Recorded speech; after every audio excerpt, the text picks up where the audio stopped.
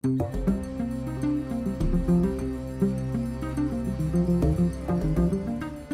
dijo que hay 154 definiciones sobre ecología y que todas son correctas.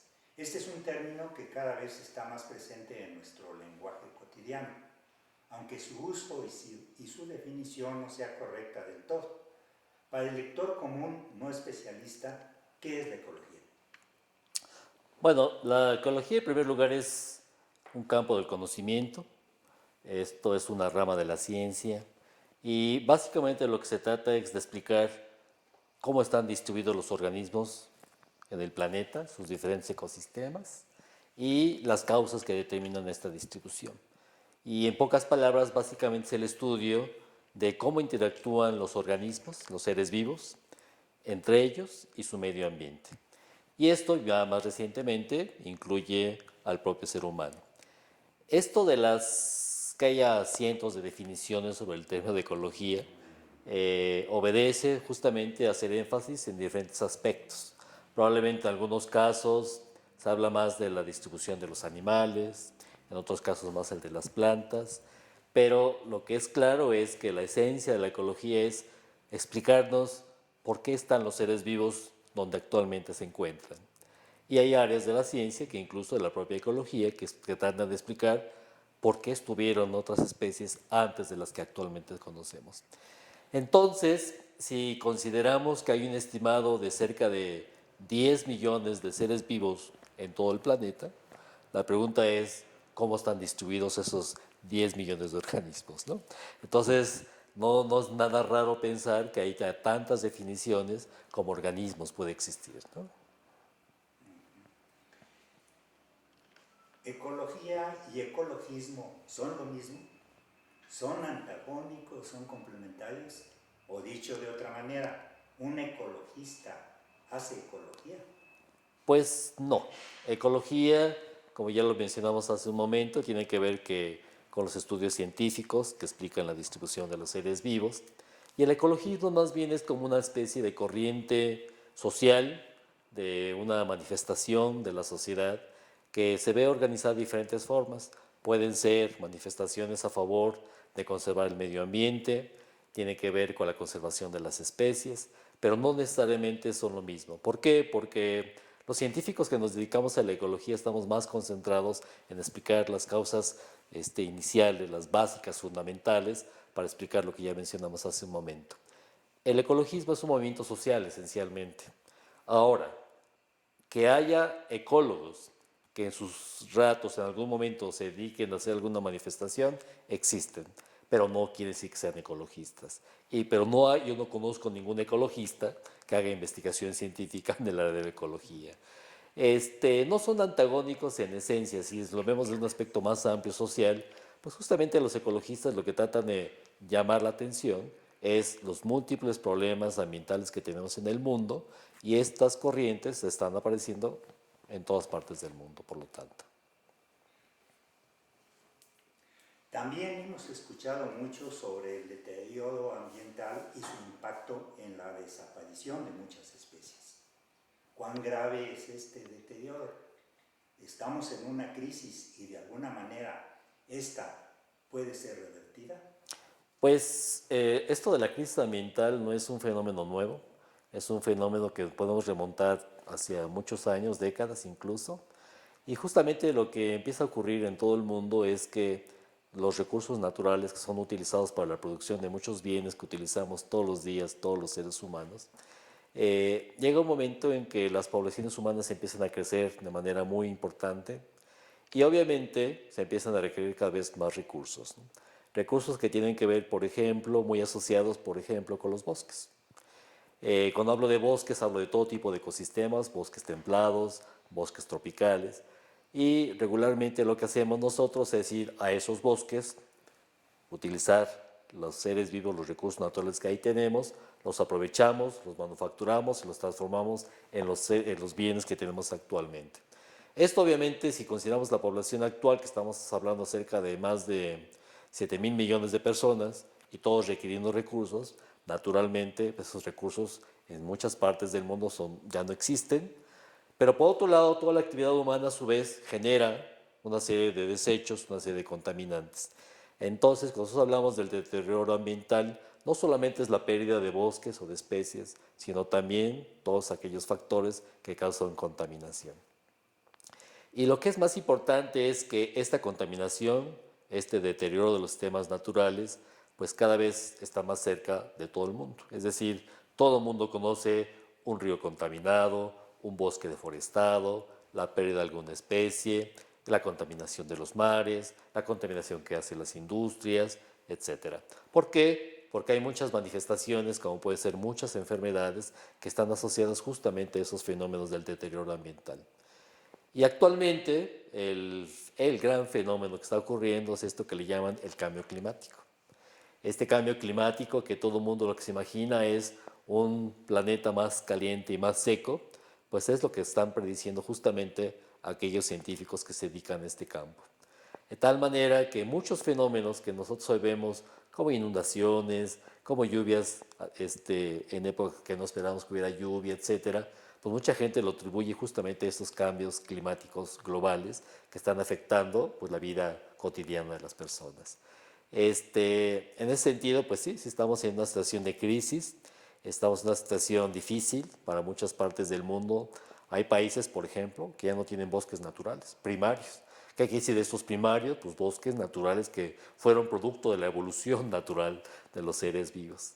Entonces hay lugares seriamente contaminados que va a ser muy difícil revertirlos. Sin embargo, por supuesto, la ciencia en sus diferentes campos, no solamente la ecología, también, por ejemplo, el campo de la ingeniería, el campo de la biotecnología, muchos otros campos de la biología, pues de lo que tratan es revertir justamente estos procesos, ¿no? Y, sin embargo, una cosa que es muy importante para revertirlos es pues, la actitud que tomemos los seres humanos, tanto a nivel individual como sociedad en su conjunto, para tomar acciones, tomar decisiones importantes para poder detener este tipo de problemas ambientales. Usted se desempeña en un campo de la ecología conocido como biología de la conservación, aunque también hace filogeografía y ecología molecular. ¿Qué es todo eso? ¿Cómo lo podemos definir? Bueno, como un gran problema que se ha manifestado recientemente es justamente la amenaza que existe por estas actividades humanas sobre las diferentes especies. Entonces, en los bosques naturales, en los ecosistemas naturales, hay un conjunto de especies que se les conoce como especies claves.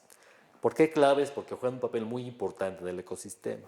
Puede ser que son especies muy abundantes, pueden ser especies que no solamente son abundantes, sino que además coexisten, interactúan con muchas otras especies, de tal manera que la desaparición de esa especie trae consigo la desaparición de muchas otras especies. Esto que le estoy diciendo en muy breves palabras se requiere de mucha investigación. Es decir, qué especies son las importantes, no solamente desde el punto de vista biológico, sino su papel en el ecosistema. Y lo que le acabo de decir, además interactúa con muchas especies, también requiere de mucha investigación. ¿Por qué? Porque una especie de árbol, el que usted guste, un encino, un pino, el que usted conozca, en la naturaleza, en su estado natural, interactúa con cientos de especies de insectos, de bacterias, de hongos, con algunas decenas de aves, otros mamíferos, etc. De tal manera que es muy importante conocer el funcionamiento de un ecosistema en su conjunto para poder, en caso de que sea necesario, llamar la atención sobre la importancia de esas especies, pero sobre todo para llamar la atención para poder conservarlas. El campo de la biología de la conservación, por lo tanto, de lo que se trata es justamente conocer la biología de las especies, la biología de los sistemas naturales, para proponer medidas para conservarlos. Ese es, digamos, como el gran campo de la biología de la conservación. Ahora, la biología de la conservación, cuando uno habla de la biología de la conservación, uno habla de diferentes niveles. Uno habla, por supuesto, de la conservación de las especies, ¿no? Que es la que todos conocemos, ¿no? El encino, el colibrí, etcétera, la ballena, lo que sea. Pero también es importante que cuando hablamos de conservación hay que conservar el ecosistema en su conjunto, ¿no? También hay diversos ecosistemas. Pero el otro gran nivel que gradualmente ha cobrado mucha importancia es también estudiar la diversidad genética, es decir, los genes, la información genética que poseen todos los seres vivos, ¿no? Que son fundamentales entenderlos para poder entender su evolución y por lo tanto su conservación. Entonces, una de las áreas importantes donde se fusiona el campo de la ecología con el campo de las ciencias genómicas o de la biología molecular, hoy día se le conoce como ecología molecular. Y de lo que se trata justamente es eso. Los grandes aportes de la ecología con los grandes aportes de las ciencias genómicas, se crea un nuevo campo justamente para tratar de explicar la evolución de las especies y además también su corolario sería cómo conservar esas especies. ¿Cómo está la investigación en el campo de la ecología en general y en particular en los campos que usted cultiva en México? En México el campo de la ecología ha crecido de manera muy importante. Yo podría decir que la investigación ecológica en México, en muchas de sus áreas, es de primer nivel. Es decir, hay colegas que trabajan en México que han aportado muchísimo conocimiento a estas diferentes áreas de la ecología. Por ejemplo, todo lo que tiene que ver con el estudio de los bosques tropicales. México es uno de los líderes, sin lugar a dudas. ¿Esto qué quiere decir? Que el estudio de las selvas, el estudio de los ecosistemas tropicales, que además hay varios tipos de ellos, hay muchos mexicanos que se han destacado por su estudio. No solamente la parte de la ecología básica, ¿no? De los fundamentos, también estudios que tienen que ver con el conocer toda la estructura, todo el funcionamiento de una selva tropical, ¿no? Que se dice muy fácilmente, pero estamos hablando de la interacción de cientos de especies simultáneamente. Y por supuesto también ya hay muchos expertos que tienen que ver con qué pasa si alteramos un sistema natural, una selva, cómo se puede restaurar. Entonces, en ese sentido yo sí pienso que la ecología en México ha hecho aportaciones muy importantes a nivel mundial. Y yo lo que le quiero decir es que a nivel mundial la ecología cada vez cobra más importancia. ¿Qué quiere decir esto? Cada vez hay más ramas que se derivan de la ecología. Cada vez hay más publicaciones científicas que tienen que ver con ecología. Cada vez hay más congresos internacionales que tienen que ver con ecología. De tal manera que la ecología se ha vuelto realmente un campo impresionante de conocimiento a nivel mundial y además muy necesario. Mucha gente, jóvenes sobre todo, se están organizando y saliendo a las calles en México, preocupados por la situación ambiental y la necesidad de conservar especies de lo que usted nos ha venido hablando, ecosistemas y cultura. ¿Qué mensajes le podría dar sobre todo en torno a la ciencia? En torno a la ciencia, bueno, me parece muy importante esta inquietud que tienen todos los jóvenes por cuidar los ecosistemas naturales. Además, no es casual que en México haya tantas manifestaciones. Le voy a decir por qué. La más importante es que México es uno de los países más importantes a nivel mundial en términos de diversidad biológica. ¿Qué quiere decir esto? Que en nuestro país tenemos probablemente un porcentaje muy importante de toda la diversidad que existe actualmente en el mundo. Es decir, México se destaca porque tiene muchas especies de seres vivos. Y no solo eso, sino que además en México podemos encontrar muchos tipos de ecosistemas. Entonces, no es raro que cada día esta información se pone en disposición de los jóvenes se dan cuenta del tesoro biológico que estamos albergando, y si uno constantemente está viendo estos problemas ambientales, el deterioro, que se acaba un bosque, etcétera, pues sí me parece muy genuino, muy importante que estos jóvenes salgan a manifestarse. Esa es una primera manifestación de esta inquietud. Ahora, todos aquellos que estén realmente preocupados y quieran hacer una aportación, una opción es justamente hacer ciencia. ¿Qué quiere decir esto? Hacer estudios ambientales con mucha mayor profundización, con una mayor cantidad de elementos que se pongan a estudiar. Y les digo, está la parte de las licenciaturas que tienen que ver con ciencias ambientales, tiene que ver con las licenciaturas en biología, las licenciaturas en ecología. Pero no solo eso. Hoy día la palabra ecología está vinculada con muchas cosas. Por ejemplo, la agricultura, ¿no? Fundamental para producir alimentos. Bueno, hay un campo del conocimiento que se llama agroecología. Nuevamente es conocer los principios fundamentales de la ecología como ciencia y aplicarlos a un problema muy importante que tiene que ver con la producción de alimentos, la agricultura. Igualmente, para dar un ejemplo extremo, hay un área del conocimiento que se conoce como ecología económica. ¿Qué quiere decir esto? Tratar de pensar si no hay nuevos modelos económicos que puedan regir la vida en el mundo basado en principios más ecológicos. Y todo esto nos lleva al gran concepto, que es así el concepto más moderno que está permeando en todo el mundo, que es esto de las ciencias de la sostenibilidad o ciencias de la sustentabilidad. Hoy prácticamente en todo el mundo, en todos los eventos políticos importantes, en todos los congresos científicos, existe la palabra sostenibilidad. ¿Sostenibilidad para qué? Para tener un mejor planeta, para tener un mejor ambiente, para convivir con los seres vivos, para convivir con la naturaleza. Y sobre todo, la naturaleza con el ser humano y el ser humano con los seres vivos en general, ¿no? Entonces, el gran mensaje es, hay toda un área muy bonita, muy amplia, muy grande, en donde todos estos jóvenes deben de insertarse. A lo mejor no todos para estudiar ciencia, pero sí para adquirir nuevas actitudes, nuevos conocimientos para aplicarlos en su vida cotidiana. Y es impresionante. Se habla de ecología en arquitectura, se habla de ecología en ingeniería, se habla de ecología política en ciencias sociales, ya le mencioné, ecología económica en la economía, etcétera, etcétera, etcétera. Prácticamente en todos los campos del conocimiento está la palabra ecología involucrada de una u otra forma. La UNAM sin duda es un pilar de la educación y la investigación en México, y ahora la podemos ver instalada en Morelia con toda su fuerza. ¿Cómo va ese proceso? ¿Qué hay entre nosotros y qué podemos esperar en el futuro? Pues el proyecto de la UNAM aquí en Morelia ha sido muy importante, muy, muy importante. Inicialmente existían solamente centros de investigación. Entonces estaba el centro de investigación en astronomía, en ecología, en geografía, en las ciencias de la tierra, en matemáticas, ahora en materiales. Entonces, un gran cuerpo de investigadores que han decidido venirse a Morelia para realizar sus investigaciones. Aquí lo importante, en mi opinión, es no solamente es que vengan a Morelia a hacer investigación, o sea, no es una investigación local, es una investigación universal.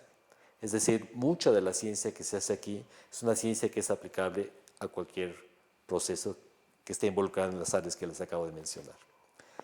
Recientemente, hace un par de años, se crea ahora una escuela, la Escuela Nacional de Estudios Superiores, que es un intento que hace la universidad por diversificar la oferta educativa a los jóvenes del país. Por supuesto para Michoacán, por supuesto para los jóvenes que viven en la ciudad de Morelia, pero también como una alternativa a nivel nacional. De tal manera que es probablemente el único campus que tiene la universidad fuera del área metropolitana y de la Ciudad de México que combina la investigación y la enseñanza a nivel superior. Y esto se lo comento porque, por supuesto, la UNAM ha tenido un proceso muy importante de descentralización. Hay sitios donde hay mucha investigación, como puede ser el estado de Morelos, Morelos, Yucatán, etcétera. Y la universidad prácticamente tiene instalaciones en todo el país. Sin embargo, el único campus que tiene las dos cosas en el mismo sitio es el campus Morelia. Entonces, ha sido una decisión muy importante por parte de las autoridades de la UNAM, particularmente de nuestros dos últimos rectores, el doctor Juan Ramón de la Fuente y actualmente el doctor José Narro Robles, que han decidido invertir fuertemente en la educación, en la investigación, pero también en la extensión de la cultura para esta región. Entonces, y lo que hemos tratado de hacer nosotros es tratar de colaborar con las instituciones que actualmente existen aquí. Y una cosa que es muy importante, que a mí sí me gustaría resaltar, es que todas las licenciaturas que hemos estado ofreciendo, todas, solamente se ofrecen en este campus, es decir, en Morelia, Michoacán. No se ofrecen en la Ciudad de México. Ahora, hay algunas que han sido tan importantes, que han cobrado tanta importancia, que nos han pedido en la Ciudad de México que también se abran. Pero originalmente todas eran para Morelia, Michoacán. De tal manera, lo que le quiero decir es que si estas licenciaturas que tienen temas muy novedosos pueden jugar muy importante para atraer otros jóvenes, le digo, no solamente del Estado, sino de otras partes de México. Y nosotros queremos que en el futuro incluso gentes fuera del país, que sea una alternativa internacional, ¿no? Ya nos ha dicho en estos momentos sobre la importancia de estas instalaciones de la UNAM en Morelia. Precisamente aquí es donde usted encabeza la creación y consolidación de esta Escuela Nacional de Estudios Superiores. ¿Cómo va? Aparte de lo que usted nos ha señalado. Pues la escuela fue creada en diciembre del 2011. Es decir, el Consejo Universitario, máxima autoridad de esta casa de estudios, tuvo la fortuna de aprobar este proyecto. Llevamos poco más de 2 años trabajando en este. Yo hice, junto con el señor rector de la universidad, hicimos un proyecto de desarrollo, un plan de desarrollo, pensando en que íbamos a tener un conjunto de licenciaturas, ¿no? Como le decía, de temas de pertinencia nacional, en temas emergentes, en el conocimiento. De hecho, lo que nos ha pasado es que muchas veces la gente no identifica bien de qué se trata la licenciatura. Pero lo que ha sido muy interesante es que todas las licenciaturas que hemos creado nosotros están como en diferentes campos del conocimiento. Y esto para mí es muy importante. Es decir, no solamente son carreras científicas, también estamos ofreciendo licenciaturas en el campo de las ciencias sociales, de las humanidades y de las artes. La búsqueda es, por supuesto, tener un balance entre todos estos campos del conocimiento, las ciencias biológicas, las ciencias físicas, las ciencias sociales, las humanidades y las artes. De tal manera, como le comentaba, pues era un proyecto bien acotado. Actualmente ya tenemos prácticamente todas las licenciaturas aprobadas. Este agosto ya iniciamos con 9 carreras y también ya empezamos con algunos programas de posgrado. De tal manera que nuestra intención es que en poco tiempo esta escuela también cobre relevancia, no solo por sus licenciaturas novedosas, sino también porque ofrecemos programas de posgrado. De inicio tenemos un programa para la formación de maestros de educación media superior del Estado. La universidad tiene una maestría cuyo objetivo era justamente fortalecer la enseñanza de educación media superior y se ofreció esta maestría para que los profesores de bachillerato de la propia universidad concluyeran una maestría. Nosotros solicitamos autorización para abrirlo aquí en el Estado para fortalecer los esfuerzos que está haciendo la Universidad de Michoacán y otras universidades por formar profesores de educación media superior. De tal manera que estamos ofreciendo una maestría en la cual se fortalece, se actualiza el conocimiento, dado que esto es muy vertiginoso, muy dinámico, y muchas veces los profesores están dedicados de tiempo completo a la enseñanza, no les da tiempo para actualizarse. Nosotros les vamos a ayudar a actualizarse y además fortalecer todas sus fortalezas en la parte pedagógica. Este es un primer programa que ya abrimos, ya recibimos los primeros estudiantes de bachillerato, y más que estudiantes son profesores que están enseñando educación media superior, que van a fortalecer su formación con una maestría. Y el próximo año ya vamos a ofrecer posgrados en las ciencias que le mencionaba, ¿no? Ciencias biológicas, ciencias de la tierra y esta de las ciencias de la sostenibilidad, ¿no?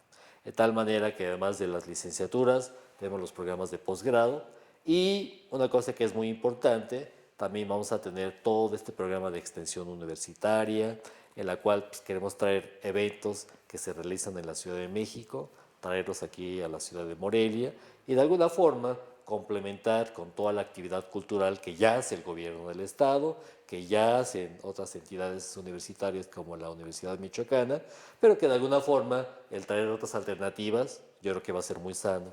Y es muy sano porque, bueno, todos sabemos la situación por la cual está viviendo el Estado de Michoacán, mucha incertidumbre, poco de descomposición social, los jóvenes inquietos, un poco de violencia, etcétera. Y bueno, ese discurso que todos decimos que la cultura, la educación va a revertir todos esos procesos negativos sociales, bueno, la Universidad Nacional también quiere contribuir aquí en el estado de Michoacán, trayendo cultura, trayendo educación, trayendo jóvenes de otros estados, trayendo expertos de otras partes del mundo para poder generar un ambiente distinto.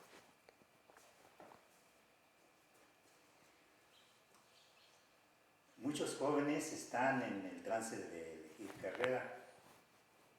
Algunos quieren hacer ecología y tienen un campo de acción que nos ha puesto usted panorámicamente enfrente. ¿Cómo pueden lograrlo? Fíjense que es una pregunta muy importante. Generalmente todos los ecólogos que yo conozco, o la gran mayoría, hicimos la carrera de biología primero. Y después ya nos fuimos especializando en la maestría o en el doctorado y ya cada quien escogió un campo particular de este gran campo que es de la ecología. El hecho de estar haciendo nosotros licenciaturas de diferentes campos, nos hemos dado cuenta y hemos hecho investigaciones para ver cómo está el estado en cada una de ellas. Nos dimos cuenta que podía ser muy importante una carrera en ecología. Y nos pusimos a hacer la investigación a nivel mundial, a nivel local.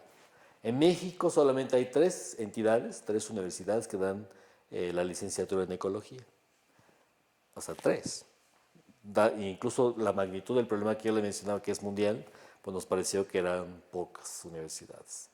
Entonces, hemos reunido un conjunto de expertos en el área de la ecología, ya tenemos una propuesta, una licenciatura en ecología, y la idea es iniciar un poco antes, es decir, no esperar a que hagan toda la licenciatura en biología para que hagan ecología, sino que aquellos jóvenes que ya estén convencidos de que lo que les interesa es el estudio de la ecología, que una vez que concluyan el bachillerato puedan ingresar a esta nueva licenciatura en ecología. Y les repito, esa licenciatura de la UNAM solamente va a estar aquí, en el campus Morelia. Y yo esperaría que en el 2015 iniciemos la primera generación.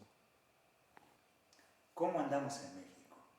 ¿Es indispensable realizar el posgrado en el extranjero o nuestro país ya cuenta con la calidad suficiente en áreas específicas? Pues las dos preguntas tienen respuestas afirmativas.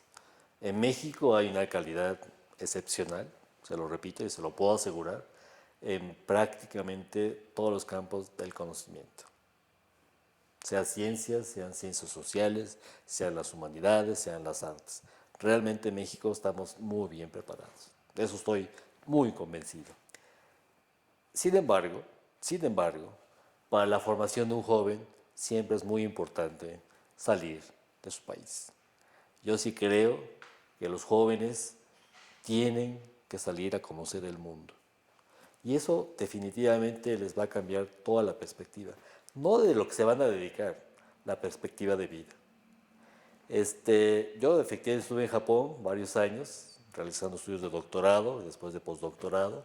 Efectivamente hay campos de la ciencia que son importantísimas, ¿no? La física, la química, recientemente pues varios de los premios Nobel son investigadores de las universidades públicas de Japón o de alguna empresa privada. O sea, se genera mucho conocimiento muy nuevo en áreas que ni usted ni yo nos imaginamos. Pero más allá de eso, que es muy importante que los jóvenes salgan a buscar esas fronteras, le digo, le cambian la vida a los jóvenes. ¿Por qué? En primer lugar, salirse de sus casas. Ese primer enfrentamiento es muy importante. Les da más madurez, les da la capacidad de tomar decisiones, buenas o malas, pero les da esa formación de tomar decisiones, les da la posibilidad de conocer otra cultura. Y además, lo que es más importante es que uno llega a conocer otra cultura, pero no una, sino muchas. ¿Por qué? Porque en esa universidad, seguramente si es de muy buen nivel, no solamente hay, en este caso, japoneses o mexicanos, hay japoneses, hay mexicanos, hay franceses, hay ingleses, hay norteamericanos, hay gente de todo el mundo. De tal manera que uno se enfrenta a jóvenes de su misma edad en otras partes del mundo. Esa riqueza no se puede proporcionar en ningún aula universitaria. Esa convivencia para mí me parece es fundamental. Entonces, regresando a la pregunta, si bien es cierto que en México tenemos todos esos campos del conocimiento bien desarrollados, también es cierto que es muy importante salir. Y yo diría que no solamente a los países que se consideran más desarrollados.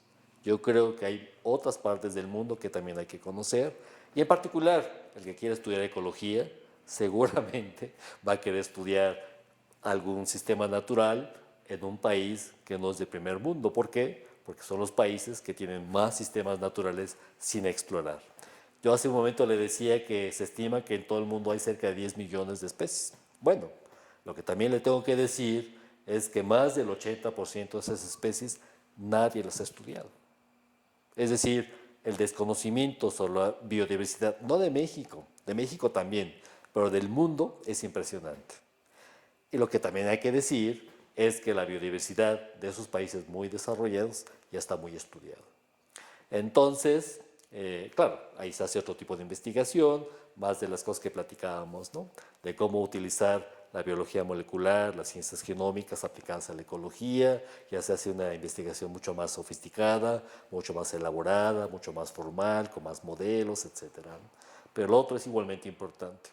Yo digo que descubrir una especie es como descubrir un nuevo elemento de este gran patrimonio que tiene el planeta, ¿no? Y falta, como le acabo de mencionar, más de 8 millones de especies por descubrir.